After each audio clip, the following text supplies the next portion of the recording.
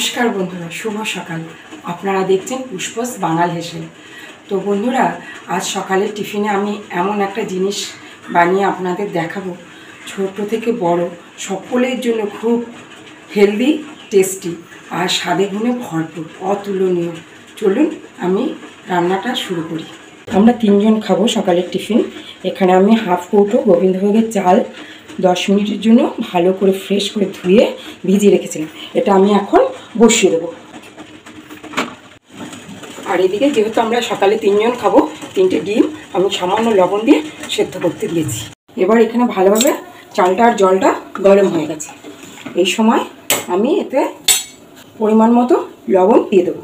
তারপর আমি এখানে কিছু উপকরণ রেখেছি। সেটা হচ্ছে পাতলা পাতলা করে একটা মিডিয়াম সাইজের আলু কেটে রেখেছি, একটু কুমড়ো রেখেছি, কিছুটা খোসা শুদ্ধ রেখেছি, কিছুটা আবার খোসা ছাড়িয়ে রেখেছি। এখানে রেখেছি পাতলা পাতলা করে কেটে পেঁপে, আর এটা হচ্ছে থানকুনি পাতা, আর এটা হচ্ছে 2টো কাঁচা লঙ্কা। আর এখানে কিছুটা কুলেখাড়া পাতা আমি কুচি করে কেটে ধুয়ে নিয়েছি।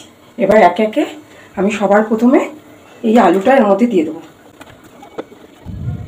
এটা আমি 3 জনের আন্দাজ মতন করছি, পরিমাণ মতো করছি। আপনাদের বেশি লোক হলে বেশি করবেন, কম হলে আরেকটু কম করবেন।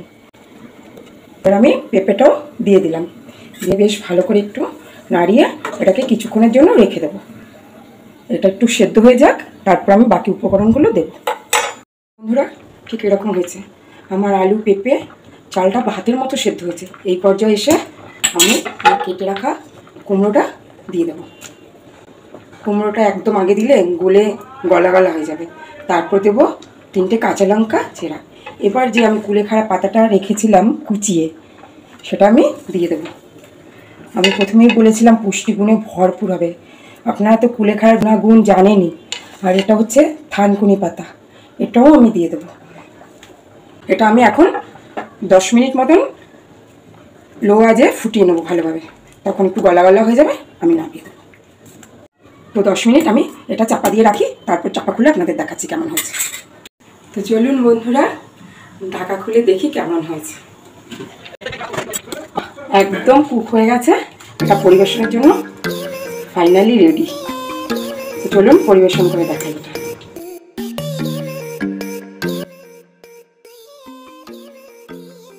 এর উপরে আমি একটা ডিম সিদ্ধ, 2টো কাঁচা লঙ্কা, একটু ডিমের ওপরে গোলমরিচ দিলে আলাদা একটা ফ্লেভার আসবে, খুব ভালো লাগবে। সামান্য ঘি আমি এর উপরে অ্যাড করলাম। আপনারা চাইলে এটা ভাতের মধ্যেও দিয়ে দিতে পারেন। দেখুন বন্ধুরা, আজকে সকালের টিফিন কেমন হলো অবশ্যই কমেন্টে জানাবেন।